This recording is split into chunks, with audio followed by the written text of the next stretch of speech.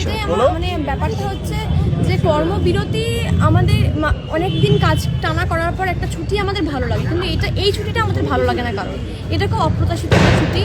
আমরা মানে আমার কাছে এটা খুব খারাপ লাগার জায়গা যে ঠিক পাশের ফ্লোর থেকে এতদিন ধরে কাজ হচ্ছে, আমরা আওয়াজ পাচ্ছি, আমাদের ফ্লোর থেকে বলো সাইলেন্স, মানে যেহেতু শুটিংয়ের মাঝখানে আওয়াজ আসতো, সেটা পুরো স্তব্ধ হয়ে গেছে। এটা আমাদের জন্য খুব খারাপ। আর সৃজিতদা, যেটা তুমি বললে, সৃজিতদা আমাদের ডিরেক্টর ছিলেন, মানে এখনও আছেন আমাদের সাথে অ্যাসোসিয়েটেড, একেবারেই আমাদের সাথে সঙ্গে অ্যাসোসিয়েটেড, আর ডিরেকশন দিয়েছিলেন প্রথম অনেকগুলো এপিসোডস।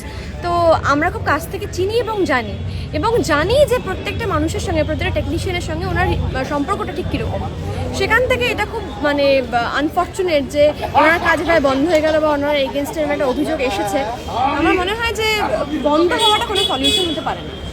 এটা বসে একদম গোড়া থেকে নির্মূল করা উচিত, কোথায় সমস্যা হচ্ছে বা কোথায় কী প্রবলেম আছে সেটা নির্মূল করে দেওয়া উচিত, কিন্তু বন্ধ হওয়াটা এইভাবে কোনো সলিউশন না। সেটা এই যে বন্ধ হয়ে যাচ্ছে, অনেকেই তো কাজ হারাচ্ছেন, কাজ হারানোর ভয় করে। ডেফিনেটলি ভয় করে, মানে কাজটাই আমাদের রুটি। এই কাজের উপর ভিত্তি করে কতগুলো মানুষের সংসার চলে, তো কাজ বন্ধ হয়ে যাওয়া সেটা শুধু এই জনারে নয়, যে কোনো প্ল্যাটফর্মেই কাজ বন্ধ হয়ে যাওয়াটা ভীষণ ত্রাস এবং ভয়ের ব্যাপার। এবং এই বিষয়টা তো বারংবার দেখেছি, আগেও দেখেছি প্রত্যেকটা সেটে এরকম কাজ বন্ধ হয়ে যাওয়া, আবারও এখন দেখছি একটা সেটে শুরু হওয়ার আগেই বন্ধ হয়ে গেল।